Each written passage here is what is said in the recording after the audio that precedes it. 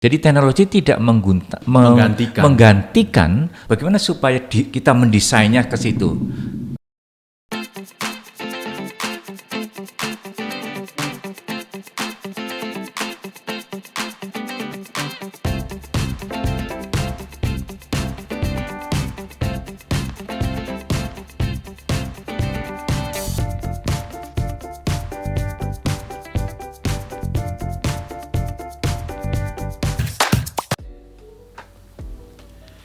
Kembali dengan TLC, kali ini Teaching and Learning Center Universitas Ciputra dengan Lucky di sini akan membahas sesuatu yang saat ini sangat dibutuhkan di pembelajaran yang terjadi di Indonesia, yaitu experiential learning atau pembelajaran berbasis pengalaman. Di depan saya ada narasumber yang cukup kompeten di sini, Bapak Dwi Sunu Februanto. Selamat siang Pak Sunu. Selamat siang Pak Lucky.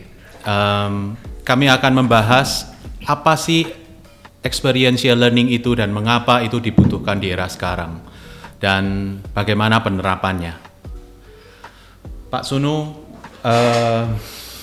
kita tahu bahwa di era pandemi ini banyak yang bingung model pembelajaran apa yang pas begitu.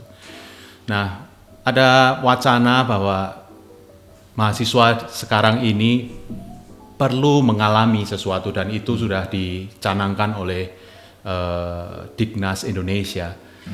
Pak Sunu bisa menjelaskan Pak apa itu experiential learning dan mengapa kita perlukan di era sekarang ini? Ya, baik Pak Lucky. Sebetulnya experiential learning itu sebuah proses belajar melalui pengalaman setiap individu. Nah, ini bedanya. Jadi kalau dulu ada suatu pertanyaan begini, kenapa kalau orang belajar itu harus melalui apa yang ditulis orang dan apa yang dikatakan orang? Nah, mengapa tidak melalui bahwa setiap orang itu mengalami sesuatu dan pengalaman itulah menjadi suatu proses belajar. Nah, itu experience learning. Nah, ini konsekuensinya adalah belajar itu menjadi sesuatu pengalaman individual. Jadi sama-sama kita menikmati teh ya Pak Lucky ya. Tetapi perasaannya Pak Lucky terhadap teh dengan perasaan saya terhadap teh berbeda. Nah, inilah sebetulnya pengalaman individu itu menjadi sangat penting untuk menjadi suatu proses belajarnya. Gitu. Baik. Jadi memiliki perspektif yang berbeda-beda walaupun yang disodorkan pengalamannya sama begitu ya Pak. Memiliki betul. Saya memiliki pengalaman yang berbeda dengan pembelajar yang lain jika proses itu diterapkan begitu. Nah, apa sih benefitnya Pak dari pembelajaran experiential ini? Oke. Nah, sebelum ke benefit sebenarnya ada syaratnya sih. Yang penting kan sebetulnya pengalaman yang dialami itu pengalaman yang edukatif atau pengalaman yang membuat dia bertumbuh menjadi lebih baik. Baik bertumbuh secara pengetahuannya, bertumbuh secara skillnya, dan bertumbuh secara sikap-sikapnya gitu. Nah itu. Nah tidak semua pengalaman itu edukatif. Nah ada dua syarat untuk pengalaman edukatif. Yang pertama adalah pengalaman itu adalah pengalaman yang bisa ditemukan di proses berikutnya. Gitu. Misalkan saya belajar tentang membuat teh gitu ya. Tentunya saya harus mengalami, mengaduk dan sebagainya, mencium tehnya enak atau tidak gitu. Nah, pengalaman saya pertama membuat teh itu kemudian bisa saya gunakan lagi di tempat lain. Sehingga ketika ada tamu, saya bisa membuat teh. Nah, pengalaman membuat teh ketika saya disuruh membuat kopi, ada pengalaman membuat teh itu bisa saya terapkan di proses membuat kopi, tapi tidak sepenuhnya pengalaman membuat teh dengan kopi gitu. Nah ini sehingga pengalaman itu menjadi pengalaman yang seperti berulang, tetapi sebenarnya tidak berulang. Artinya pengalaman itu menjadi bertumbuh, bisa menjadi aset bagi orang itu untuk melakukan sesuatu yang baru. Itu satu. Nah yang kedua adalah pengalaman yang dibangun melalui interaksi. Misalkan seperti sekarang saya dengan Pak Lucky ngobrol gitu, interaksi gitu. Dari situ saya belajar tentang bagaimana menjawab pertanyaan dari Pak Lucky, bagaimana menemukan jawaban yang sesuai diinginkan Pak Lucky. Nah itu menjadi, karena dengan pengalaman interaktif itu saya menjadi merefleksikan hal-hal yang baik yang saya dapat gitu untuk kelanjutannya. Gitu. Baik, UCR kali ini kami podcast seperti ini karena seperti yang kita tahu kita ada di masa pandemi. Jadi kita men-set ruangan seperti ini, ada akrilik di tempat kita sehingga kita tetap menerapkan protokol kesehatan sehingga podcast ini bisa berdampak lebih luas. Menarik sekali UC People yang sudah disampaikan Pak Sunu tadi, bagaimana pengalaman itu kalau disampaikan atau dijalani oleh pelaku, pengalaman itu bisa berkembang.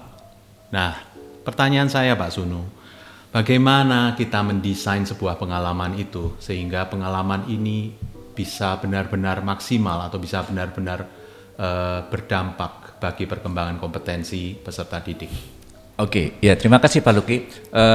UC People seperti saya katakan bahwa setiap pengalaman itu tidak selalu edukatif. Jadi ada dua. Jadi pengalaman itu adalah pengalaman yang bisa di-extend, dikembangkan untuk pengalaman berikutnya. Dan yang kedua adalah pengalaman itu dibangun melalui proses interaksi. Gitu. Nah, bagaimana supaya kita mendesainnya ke situ? Kalau kita mengikuti teorinya Kolb gitu, itu ada 4. Pertama adalah pengalaman yang membuat mahasiswa atau siswa itu harus mengobservasi dan merefleksikan. Jadi melihat sesuatu yang sudah ada, mengamati sesuatu yang menarik di lingkungan mereka. Itu adalah pengalaman dia harus mengobservasi. Nah, pengalaman mengobservasi ini kemudian direfleksikan supaya menjadi trigger tentang sesuatu yang akan dia kerjakan atau sesuatu yang akan dia buat. Jadi sesuatu yang akan dibuat itu berdasarkan bukan hanya pengalamannya sendiri, tetapi antara pengalaman sendiri dikombinasikan dengan hasil observasi yang dari lingkungan. Itu satu.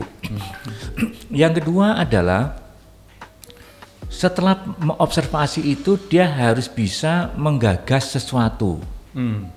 Jadi bagaimana desainnya meminta orang itu atau meminta mahasiswa itu untuk bisa menggagas sesuatu. Jadi yang akan membuat ide begitu membuat ide. Jadi yang dilihat adalah ide-idenya gitu.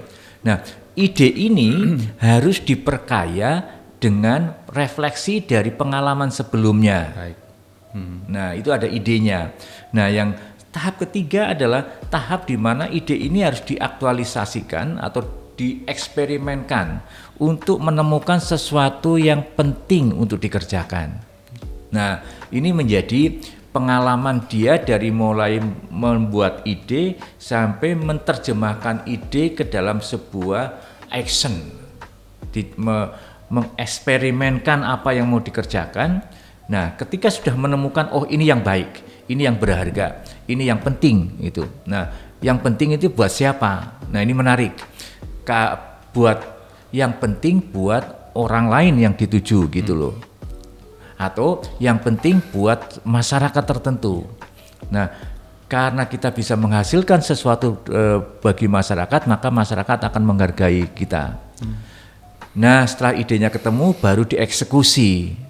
Jadi inilah sebetulnya 4 hal yang harus didesain, mendorong mahasiswa untuk bisa refleksi terhadap pengalaman sendiri plus diperkaya dari hasil observasi, mendorong supaya mahasiswa bisa mengeluarkan ide dari pengalaman yang lalu, kemudian dari hasil observasi dan mengeksperimenkan ide itu, kemudian bisa mengeksekusi apa yang mau dilakukan. Jadi itu sebetulnya. Baik, ada jadi aspek. ada beberapa hal ya ketika kita mendesain yang kita perlu camkan, yaitu mengajak mahasiswa terlibat langsung di dalam berinteraksi dengan lingkungannya sehingga dia memunculkan sebuah ide, benar seperti itu ya Pak? Dan tidak berhenti pada ide, kita dorong siswa kita atau mahasiswa kita untuk bisa mengeksekusi ide itu sehingga idenya itu bisa dihargai. Nah, saya jadi teringat dengan UC Pak, Universitas Ciputra, di mana Universitas Ciputra itu menerapkan pendidikan entrepreneurship. Apa hubungannya Pak pendidikan entrepreneurship ini dengan experiential learning? Ya, sebenarnya ada istilah tentang entrepreneurial learning. Yes. Entrepreneurial learning salah satu ada yang mengatakan bahwa itu how entrepreneur learn. bagaimana seorang entrepreneur itu belajar. Nah, ciri dari seorang entrepreneur belajar itu adalah langsung belajar dengan cara melakukan sesuatu, mengerjakan sesuatu. Nah, ini sebenarnya proses mengerjakan ini kan proses experience sebetulnya. Benar. Nah, maka inilah yang sebetulnya sangat dekat antara experience learning dengan entrepreneurial learning. Maka ada suatu model belajar entrepreneurial itu dikembangkan dari experiential learning itu.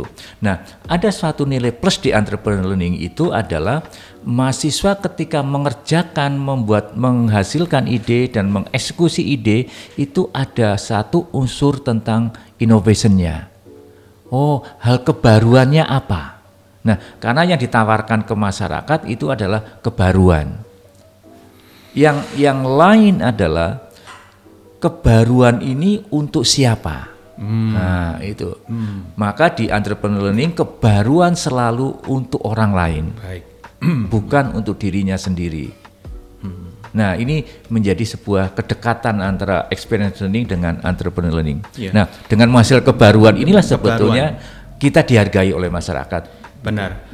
Namun saya ambil perbedaannya ya Pak. Kalau experiential learning itu mengalami kemudian memunculkan ide, tapi kalau di entrepreneurship ada kebaruan begitu. Nah, adakah beberapa indikator tentang kebaruan ini Pak? Atau ada beberapa macam tentang kebaruan ini? Iya. Yang dihasilkan oleh mahasiswa dari proses belajar tentunya ya? Iya. Nah, kebaruan itu sendiri ada pada hasil yang dia yang kerjakan. Misalkan kalau orang membuat minuman, kebaruannya ada di minumannya itu sendiri. Apakah itu bentuknya, ataukah itu rasanya, ataukah itu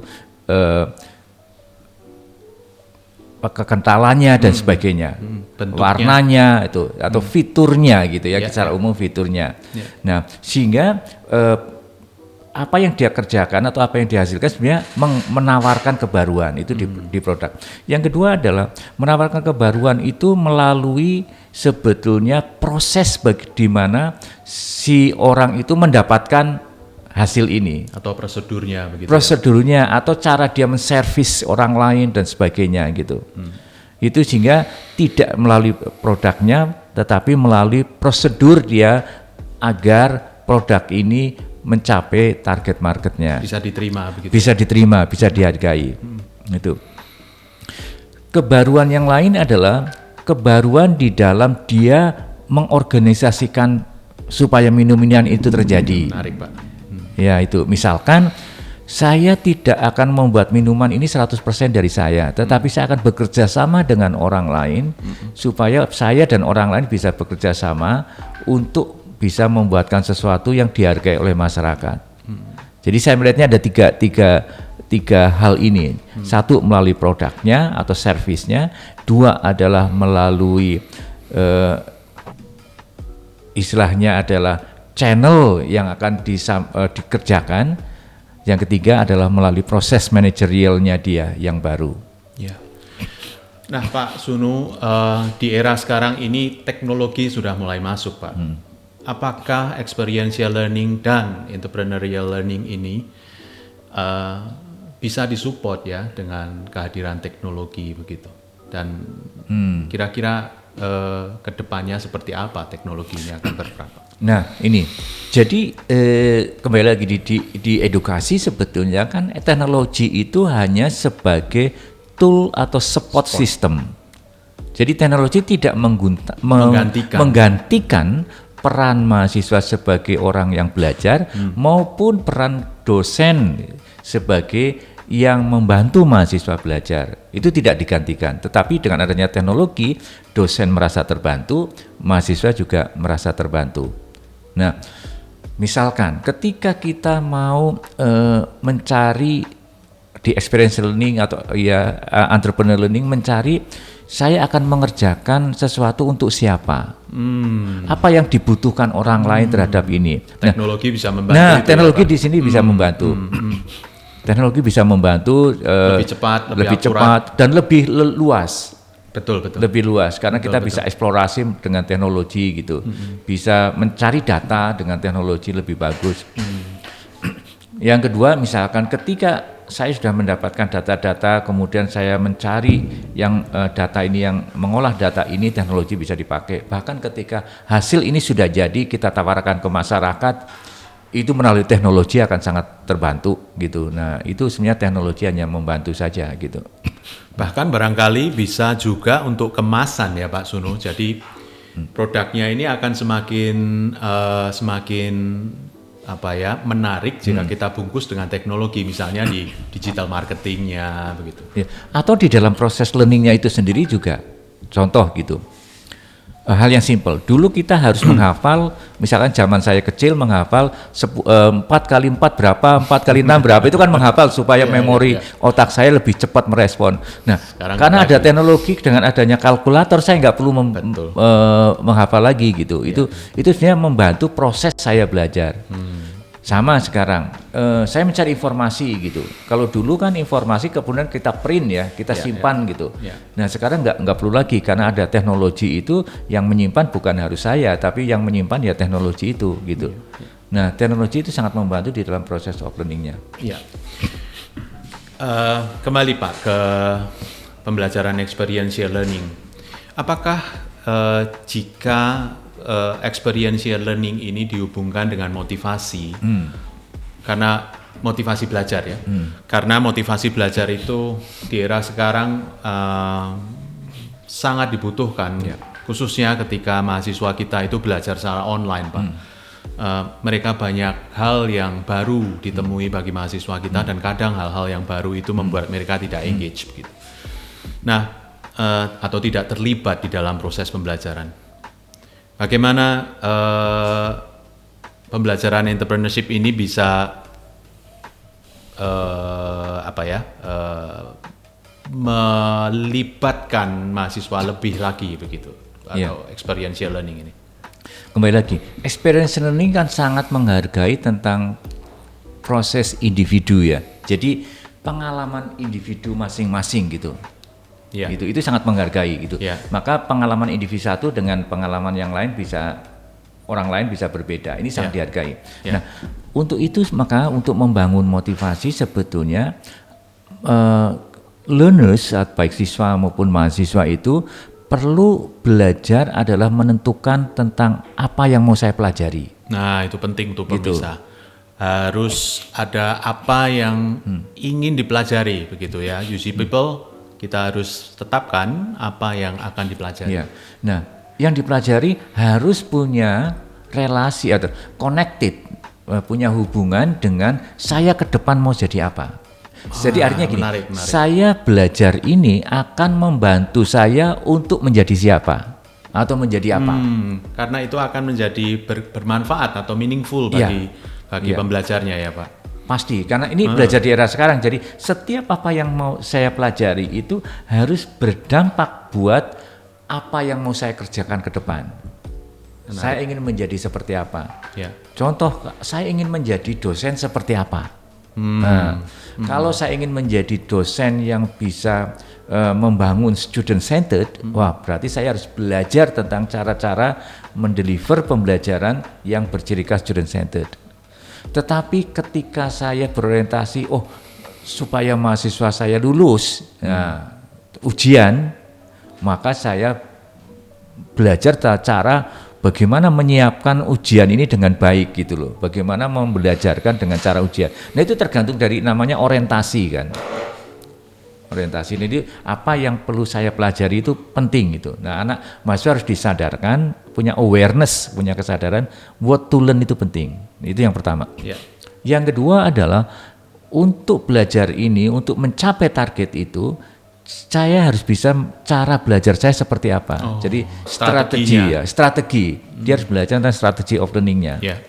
Dan yang ketiga adalah dia harus belajar tentang cara mengukur keberhasilan saya di mana. Saya sudah berhasil atau belum? Keberhasilan saya baru 5%. Self-monitor begitu ya Pak? Self-monitoring itu menjadi sangat penting. Self-controlling itu menjadi sangat penting untuk ke sana. Jadi ada 3 UC people yang perlu diperhatikan ketika kita menerapkan pembelajaran berbasis pengalaman ini. Yang pertama itu membentuk identitas dengan mereka menetapkan goal-nya atau target belajarnya.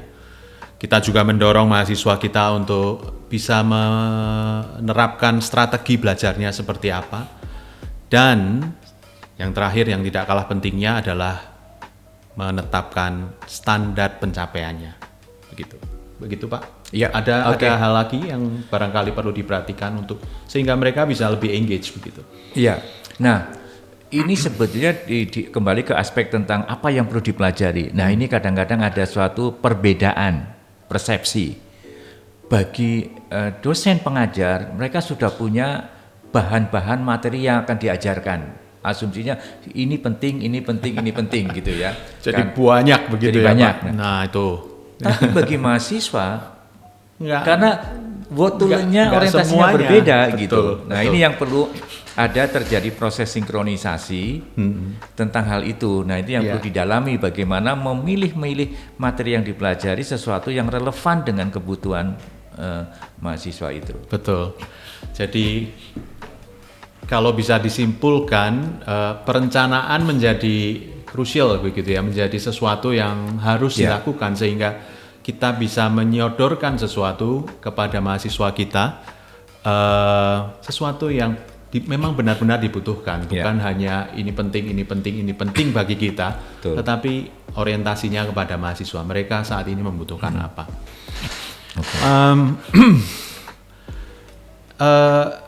Nah, experiential learning ini, kalau kita ngobrol tentang pembelajaran UC People, itu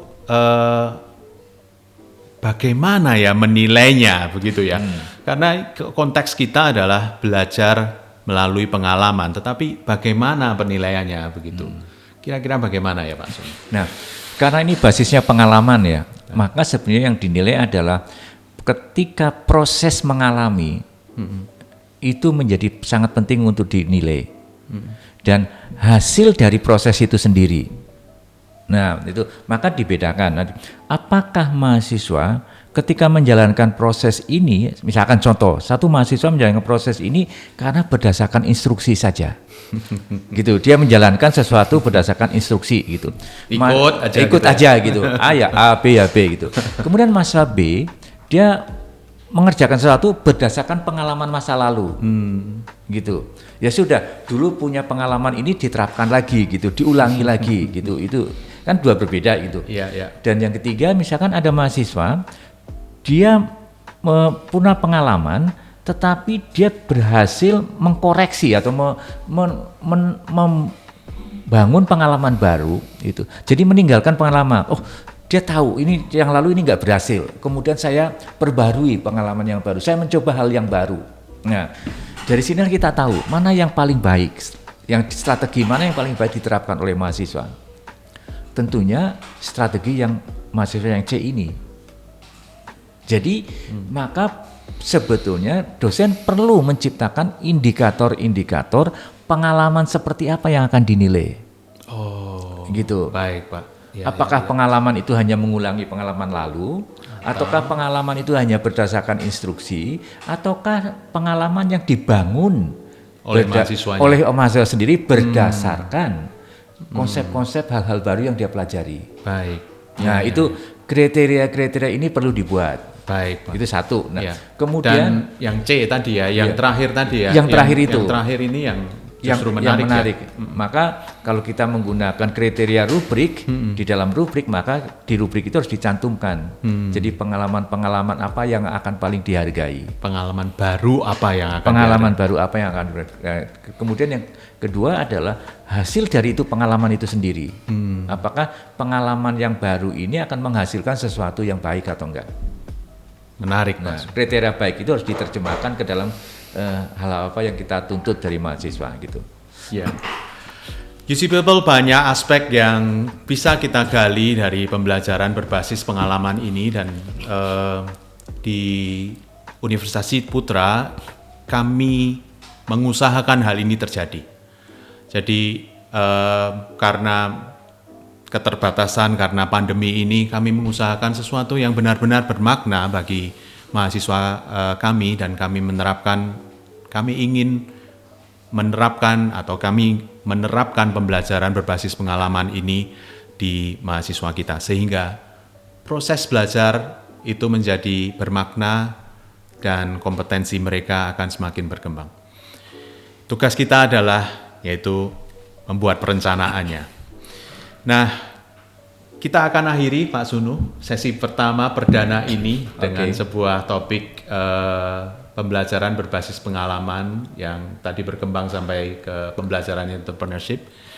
Semoga nanti ke depan kita bisa bertemu lagi untuk menggali lebih dalam poin-poin yang ada yang sudah kita diskusikan tadi ya, tentang penilaian, tentang model belajarnya, tentang filosofinya dan sebagainya, dan hal-hal yang berhubungan dengan pembelajaran berbasis pengalaman ini. Baik, UC People, kami akhiri sampai di sini. Sampai jumpa di pertemuan selanjutnya. Salam entrepreneur. Pak Sunu. Oke, salam entrepreneur, UC People. Terima kasih.